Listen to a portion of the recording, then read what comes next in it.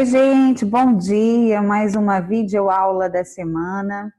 Hoje um tempinho bem agradável, sexta-feira, dia 29 de maio, tá um friozinho, uma chuvinha. Então vamos lá. Essa videoaula, ela é o complemento da videoaula anterior. A videoaula anterior nós tratamos sobre hebreus, fenícios e persas e gregos e romanos. Fizemos uma pincelada para um quiz, perguntas e respostas, e agora a gente vai aí fazer um compartilhamento de tela com vocês para já colocar as perguntas do nosso quiz, professora pontuar algumas coisas, e na nossa próxima aula ao vivo nós vamos fazer essa correção. Então vamos lá, o questionário de hebreus, fenícios, persas, gregos e romanos. Vocês vão fazer esse questionário, vão responder as perguntas baseado nos capítulos 7, nos capítulos 9 e no capítulo 10, que foi os capítulos propostos para que vocês fizessem lá o quiz, para que vocês fizessem as perguntas, repassando capítulo 7, 9 e 10, e baseado nesses capítulos vocês vão responder essas perguntinhas que seguem agora. São 20 perguntinhas, 19, 20, algumas turmas eu coloquei 19, outras 20, botei uma extra. Lembrando que vale pontuação para o segundo bimestre, então façam com carinho, façam estudando, façam resumindo e vamos lá. Eu vou ler para vocês as perguntas, vou pontuar algumas coisas, lembrando da videoaula anterior, para que vocês possam ter um norte aí para trabalhar. Quem foi o patriarca do povo hebreu? Qual era o nome do seu Deus e quais eram os 10 mandamentos? Falando aí sobre os Hebreus, capítulo 7. Quais foram os 4 primeiros reis dos hebreus? Eu quero na ordem cronológica, primeiro, segundo, terceiro e quarto. E como foi dividido o reino, no reinado do quarto rei, até o terceiro rei, até o começo do quarto, o reino dos hebreus ele estava completamente junto às 12 tribos. E aí, o que aconteceu quando o quarto rei tomou posse? O que ele fez? Qual a diferença entre monoteísmo e politeísmo? Vai dar uma olhadinha na videoaula da semana passada. Poli, mono, qual é a diferença? E quais as 3 religiões monoteístas que surgiram lá na antiguidade, Então, quais são as 3 grandes, que surgiram, monoteístas que surgiram na antiguidade?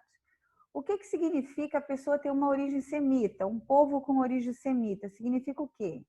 Qual foi a técnica de subsistência dominada pelos fenícios e por quê? Lembra que a professora falou na videoaula anterior que os fenícios não tinham espaço para agricultura, a terra deles era íngreme, pedregosa e muitos planaltos. E aí, eles, para poderem sobreviver, que técnica eles passaram a dominar? O que significavam cidades-estados? Isso tem que saber sempre, tá? A professora já falou sobre isso há muito tempo atrás, em videoaulas anteriores, mas preciso que vocês sempre estejam lembrando o que significam cidades-estados. E quais foram as mais destacadas dos fenícios? Vários povos tiveram cidades-estados, não foram só os fenícios. Mas falando dos fenícios, quais eram as cidades-estados mais destacadas? O que era a escrita cuneiforme? E como se fazia para escrever uma escrita cuneiforme? Foca nisso que mais para frente nós vamos ter um trabalho aí, um trabalho prático sobre escrita cuneiforme, tá bom? Mas isso aí é uma outra história. Quais produtos eram comercializados pelos fenícios em suas rotas marítimas e qual de suas colônias comerciais se destacou? Então, ao passar mar afora, eles iam fazendo colônias, inclusive em outros continentes. E eu quero saber aquela lá na África, na pontinha da África, qual foi a colônia que mais se destacou dos fenícios. E, como a professora sempre ensina para vocês, a gente não estuda um povo antigo se ele não trouxer um benefício, um legado, um aprendizado para a atualidade, para nós hoje da contemporaneidade. Então, os fenícios também deixaram seu legado e eu quero saber qual foi ele. Qual era a origem do povo persa? Já passamos para os persas. E qual foi o homem, qual foi o governante que unificou esses reinos persas, formando o império? Seguindo, descreva a sucessão dos reis do Império Persa e como se deu o seu declínio. Então, qual foi a sucessão a partir daquele rei lá que unificou? Os seus filhos, seu neto, seu bisneto, e como é que foi o declínio? Porque tudo que tem um começo, como eu sempre digo a vocês, tem um fim. Então, o Império Persa, ele teve o seu auge e ele declinou. Como é que foi esse declínio para acabar?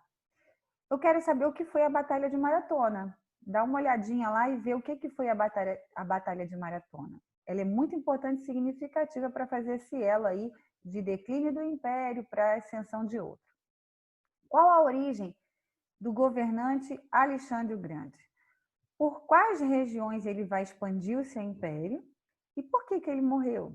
Ele morreu novo? Ele morreu velho? Por que morreu? Além da cunhagem de moedas, né, de fazer lá moedas para comercializar, e do zoroatrismo, uma maneira de religião, de ver o mundo através dos astros, através do cosmos, qual foi o legado que o povo persa deixou para nós hoje? Tá? O povo persa também deixou um legado e a professora quer saber qual é, porque, novamente, refrisando, nós não estudamos um povo antigo se ele não tenha deixado algum legado, algo para nós na atualidade. Então, o que os persas deixaram? Foi muito importante. Eles eram muito inteligentes, eles fizeram um sistema aí que deu muito certo. E que sistema foi esse? Como foi dividido os períodos da história grega? Vamos entrar na Grécia agora. E o que aconteceu num desses períodos, chamado período homérico? Eu quero saber quais foram os períodos. E dentro do período homérico, que foi muito importante, o homérico e o helenístico se destacaram. Mas eu quero saber, nesta pergunta 15, o que aconteceu dentro do período homérico? O que eram as polis gregas? E como é que foi que surgiu os Jogos Olímpicos? Esses mesmos Jogos Olímpicos que hoje, na atualidade, nós aí acompanhamos em vários países que vão acontecendo. Eu quero saber como que surgiu esses Jogos Olímpicos lá na Grécia. Como se desenvolveu a sociedade espartana e como eram seus treinamentos militares? Muito importante saber isso. Os espartanos eles se diferenciavam no treinamento militar, né? Desde que o menino era pequeno. Eu quero saber como é que era, como é que eles faziam aí a sua seleção natural do mais forte, do mais fraco. Como era a sociedade espartana nessa parte de treinar para o militarismo? O que era a Acrópole na cidade de Atenas? A cidade de Atenas tinha um lugar chamado Acrópole. O que era? O que se fazia ali? Por que as pessoas iam para ali? Conte a origem mitológica de Roma, tá? Percebam que a gente tem só 2 perguntinhas de Roma, porque a gente vai ter mais para frente uma explicação mais detalhada só sobre os romanos, porque os romanos cabe uma aula inteira. Então, para dar aí uma pincelada, para dar uma abertura, eu quero 2 perguntinhas sobre os romanos. Eu quero saber a origem mitológica de Roma, porque a gente tem a origem histórica. Lembra lá? Fontes históricas. A gente só pode falar de história se nós tivermos as fontes históricas. Então, eu preciso saber de vocês qual é a origem mitológica, sem ser pelas fontes históricas. Como é que se explica a origem da cidade de Roma? E quais foram os legados deixados pelos romanos? Novamente um legado. Mais uma vez frisando, só estudamos um povo se ele nos deixar um legado. E os romanos, assim, não que os outros não tenham deixado, mas os romanos deixaram uma gama muito grande de legados. Não foi só 1 ou 2, foram vários. E eu quero saber os principais deles, tá bom? A gente segunda-feira se encontra, nós temos uma aula ao vivo e nessa aula ao vivo a professora vai corrigir esse questionário, esse quiz pontual que ficou aí em aberto, tirar suas dúvidas, façam seus resumos, faça o seu questionário. Espero vocês na segunda-feira complementando a aula da semana passada. Vão reassistir o vídeo da semana passada, tem atividade dele, faça as atividades junto com essas e segunda-feira a gente se encontra. Beijo, bom final de semana e fique com Deus. Terminando aqui nosso compartilhamento, nós voltamos para que a gente possa dar um tchauzinho para vocês, tá bom, gente? Beijo, tchau, tchau.